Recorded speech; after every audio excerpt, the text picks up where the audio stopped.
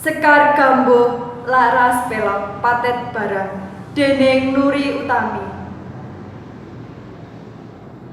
Titik kaya santri dol, gajah kaya santri prahi kidul, saurute pacitan pinggir pasisir, ewon wong kang padha nggugu, anggere guru nyalemong. Nanging tapaksa tutur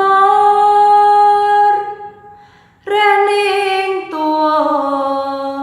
tuwase mung catur, pok lumuntur lantaraning Reh Utami.